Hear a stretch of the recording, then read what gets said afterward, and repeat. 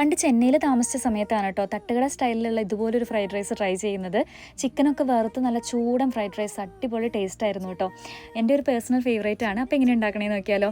ചിക്കനിലേക്ക് മസാലപ്പൊടികളൊക്കെ ചേർത്തിട്ട് soya sauce, lemon juice, ഉപ്പും കൂടിയിട്ട് നന്നായി മാരിനേറ്റ് ചെയ്ത് കുറച്ച് നേരം വെക്കുക. പച്ചക്കറികളൊക്കെ നമുക്ക് ആവശ്യത്തിന് എടുക്കാം കേട്ടോ. ഞാനിവിടെ ക്യാരറ്റ്, ക്യാബേജ്, ക്യാപ്സിക്കം, തക്കാളി ഇതൊക്കെ നീളനെ കട്ട് ചെയ്തെടുത്തിട്ടുണ്ട്. ചിക്കൻ ഒന്ന് വറുത്തെടുക്കണം. ജസ്റ്റ് ഒന്ന് വറുത്തെടുത്താൽ മതി, ഒരുപാട് റബ്ബറിയായി പോകരുത്.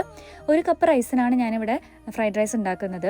അതുകൊണ്ട് 4 കോഴിമുട്ട, കുരുമുളക്, ഉപ്പും കൂടി ഇട്ടിട്ട് നന്നായി ചിക്കിയെടുക്കുക. ഇതിനകത്തേക്ക് ഗാർലിക്ക്, സവോള, പച്ചമുളക്, അരിഞ്ഞു വെച്ചിരിക്കുന്ന പച്ചക്കറികളൊക്കെ ഇട്ടിട്ട് നന്നായി ഒന്ന് വഴറ്റിയെടുക്കാം.